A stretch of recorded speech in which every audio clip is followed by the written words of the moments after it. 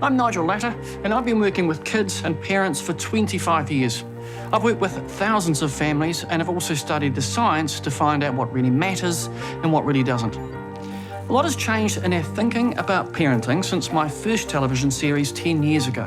Now, in light of all that new knowledge, I'm providing parents with a handbook on raising your kids. 3 simple golden rules will get you through most of it. We're going to put families into our high-tech observation house rigged with more than 20 cameras. We'll film around the clock for 24 hours, capturing real moments of family life. And then I'll show them and you how to use those 3 simple golden rules to build an instruction manual for a happier, calmer family life.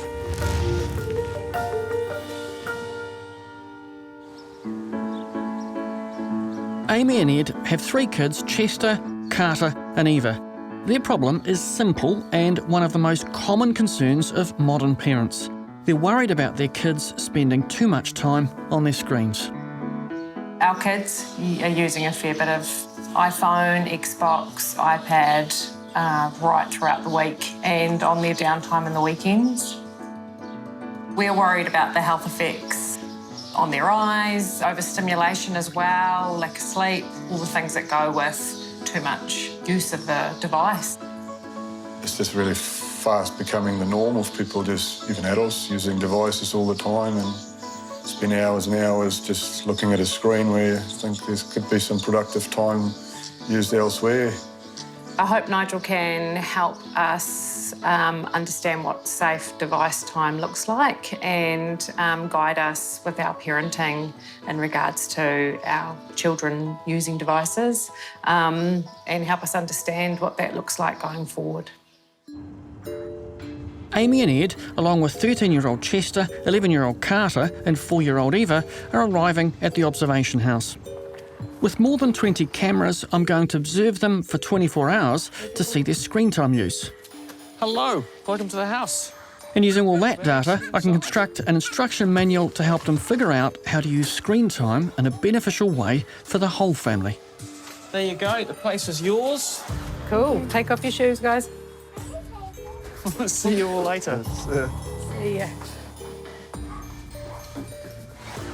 And I'll be able to see everything on these monitors. Like all 21st century families arriving at a new place, the first priority is finding out the Wi-Fi password. Oh, do you guys want the Wi-Fi pass? Yeah. Wi-Fi? Wi-Fi? Yeah, there is. Where's the internet?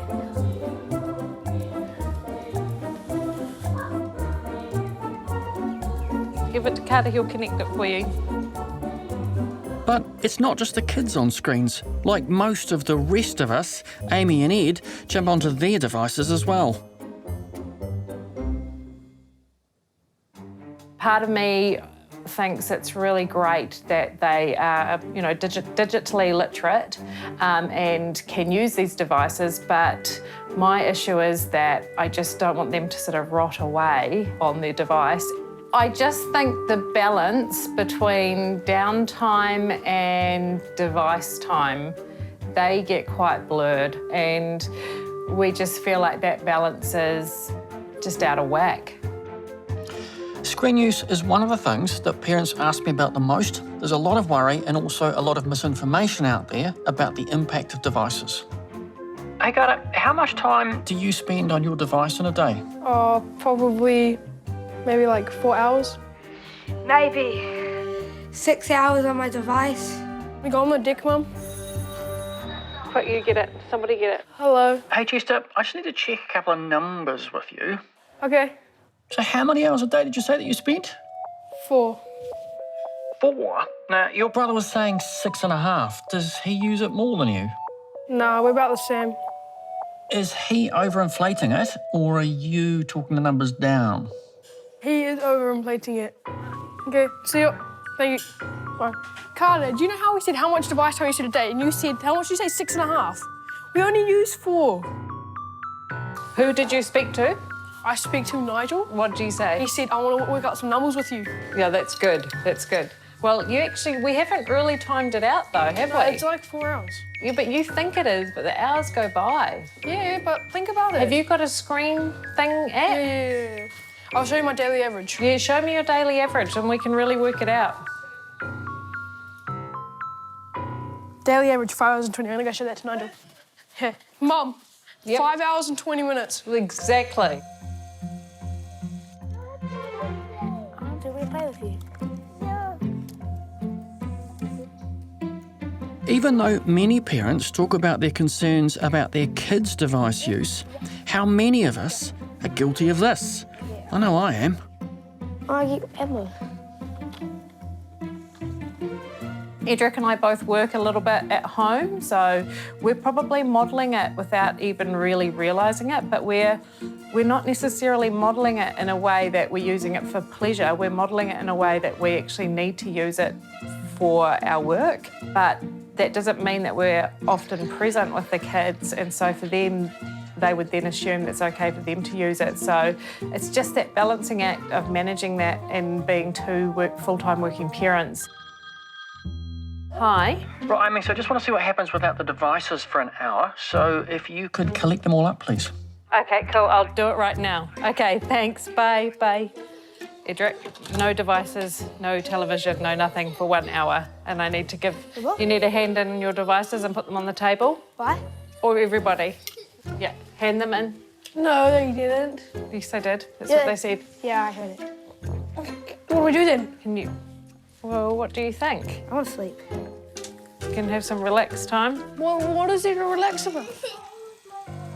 We've all got in the habit of just going to our devices in any moment of boredom, kids and adults. So what happens when we can't?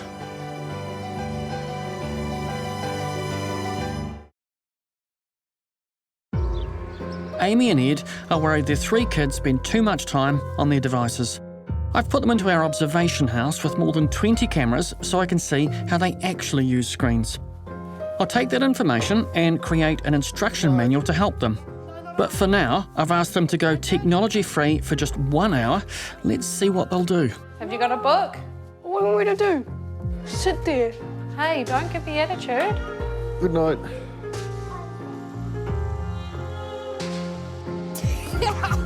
One.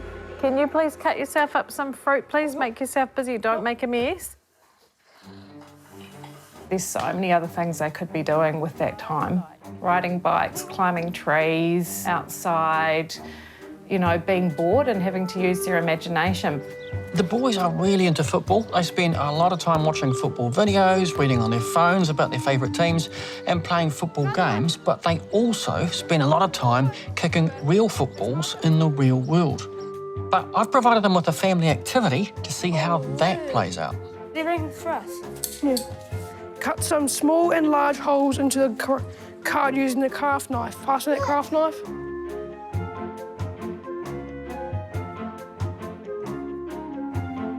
You want me to help you? Just Oh, Dad.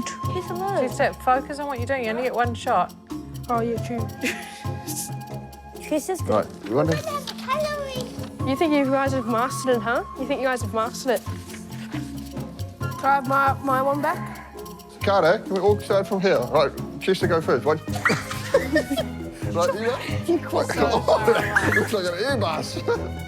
Woo! Mum, can you help me out at it? 40. But now, I want to interrupt this family fun. Hello. Yep, the device-free time's over, so you guys can do whatever you want now. Okay, that sounds great. You go back to your spot. Oh my goodness, you donkey. Prophet Dawn goes to Edric. Okay, you guys are allowed to have your device if you want. Put all that back, either. Put it all back. We've all got habits built around our devices formed over the last decade. So it's hardly surprising to see parents pull back into work stuff and kids into their own digital world.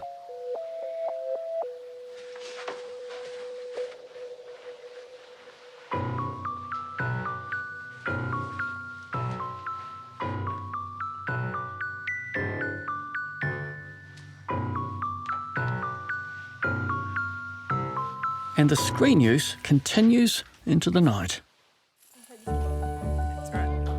After 24 hours in the observation house, I can see exactly how everyone is using their screens and, more importantly, how the instruction manual will help this family. So, what was the experience like of being in the house? Oh, that was cool. 2 weeks later, and it's time to give them their instruction manual. 3 very simple steps you can use to solve almost any issue you're facing with your kids. The first rule in the instruction manual, always be calming. And in this case, it isn't calming the kids, it's calming some of our anxieties about the impact of device use. Wi-Fi? Wi-Fi? Yeah, there is. Where's the internet? Give it to Carter, he'll connect it for you. So like every family in the world, the first question that people have when they get anywhere new is there Wi-Fi? And what's the password? Are you connected? Yeah. How concerned are you about their device use? Probably pretty concerned. Because every time you look, they're on a device. We don't know how much is a good amount of time to be on there and how it's going to affect their health. So in this case, for you guys, the calming part probably means getting your heads around how much should you be worried about device use. So maybe we start by having a look at the science. I just want to show you a bunch of different examples. Just have a look at this. So, would you be worried if you walked in and the boys were reading a book? No, I would be super happy. Back in the day, basically Plato thought that books were going to be the end of civilization because young people were reading books and they were lazy and they didn't have to remember stuff. What about this? So I'm assuming that you guys wouldn't be too concerned if the boys came home and said, I've joined the chess club. Would be pretty happy about that too. Back in the 19th century, there was an article in Scientific American which said this exact thing. It said, chess is a mere amusement of a very inferior character which robs the mind of valuable time that might be devoted to nobler acquirements, while at the same time it affords no benefit whatever to the body. Which sounds a little bit like the exact same stuff that we talk about with devices. They're doing vacuous empty stuff and they're not outside. Mm-hmm. What about this? You don't know what's on that device. Yeah. So the problem with looking at the research around the use of screens on kids and their well-being and stuff is that it's a bit like looking at the research around food. It's really hard to get a consistent picture of what's going on. So, for instance, there was a study of 40,000 teenagers that looked at their device use, and they found that kids who use devices for more than 7 hours a day are twice as likely to be depressed. And you might think, well, that's quite conclusive. But if you dig underneath the headlines back into the study, 60% of the people that they sent letters to didn't respond. So you've got a sampling problem there straight away. And it was cross-sectional. So it just looked at kids at this age, kids at this age, kids at this age, and it didn't look at a kind of a longitudinal developing picture. So you can't say on the basis of that study that either screen time causes depression or depression causes screen time. You can just simply say these two things are. There was another study of 17,000 young people, and this time they monitored their screen use more accurately, so they got kids to keep a screen diary, and they looked at how much screen use per day kids would need before it started to affect their well-being. What I thought I'd do is get you guys just to dial up how many hours a day kids are going to need to use screens before it's going to affect their well-being. So Amy, if you were to go first. So you were thinking 5 hours? about 5 hours? Yep. And Ed, how many hours a day? Yeah. And now I'll show you how many hours per day kids would need to use devices for it to actually affect their well-being to a level that they would notice.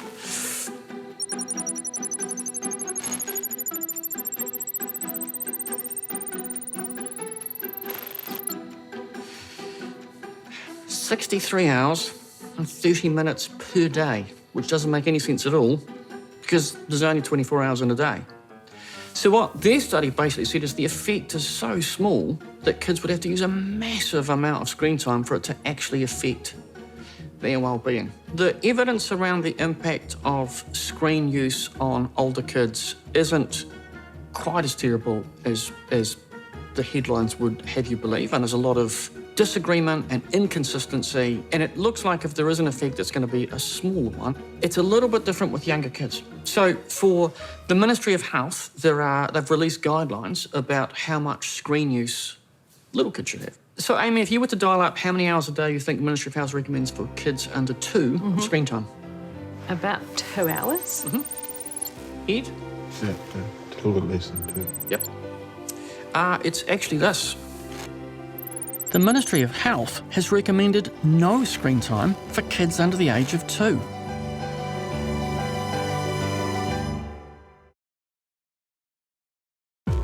For under 2s, they're saying keep them away from screens. Now, what about kids from 2 to 5? How many hours per day, Amy? 2. Ed? Yeah, probably 2. So they're saying 1. Yeah, it's 1 hour a day. Wow, okay. I guess if there was anything that I saw going with you guys, it's that Eva tends to get hoovered up into her brother's device. Definitely. So, like, when you think about the stuff with little kids, what are your thoughts about that? Yeah, that's quite alarming because she gravitates to her big brothers, and if they've got the device out, she's usually floating around looking for a device of her own so she can join them. In her eyes, that's how they socialise. Yeah. Yeah. So I think there's good reasons to be cautious around screen time, particularly with younger children. We'll just have to lose her charger for a long time. Rule 2, all behaviour is communication. You have to understand what the behaviour is saying. In this case, what the kids' device use is saying about the role technology plays in their lives.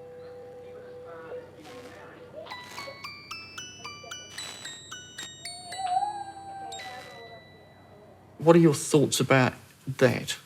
We're modelling the use of devices, sadly. Again, your family's like, I would imagine every family in the country, everyone's using the devices. And the very things that pull our kids into the stuff pull us into it as well. It's a really difficult path to figure out where devices fit in our family. Like, how do we kind of manage this? All behaviour is communication, even parents' behaviour.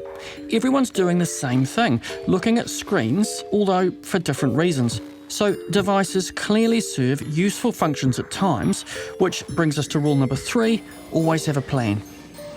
Let's have a look at a little bit of a moment where I called you guys and said, dump all the devices. Yeah. Okay, what would you do then? Well, what do you think? We can have some relaxed time. Well, what is there to relax about?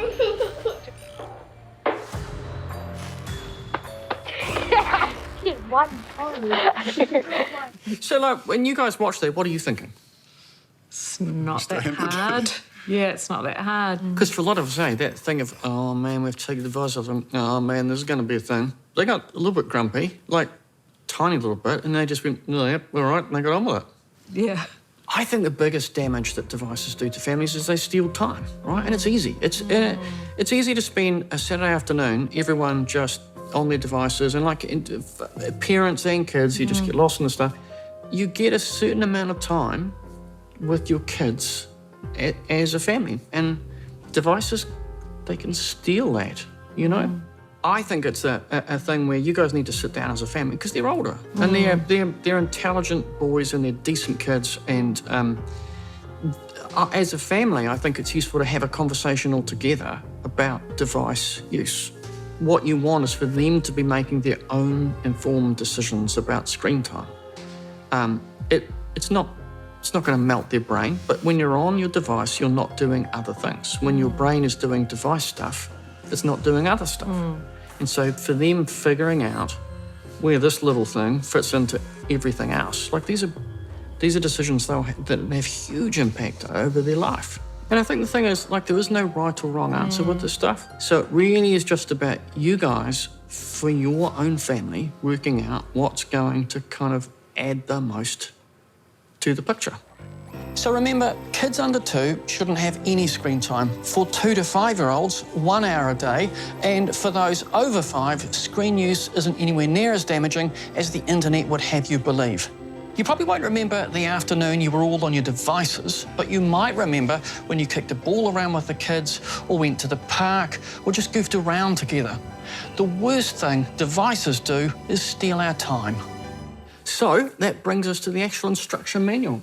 Now, the first thing you'll notice is that it's not very big, because it doesn't have to be, because 3 golden rules will get you through just about everything. So first thing is ABC, always be calming. The second golden rule, all behaviours communication.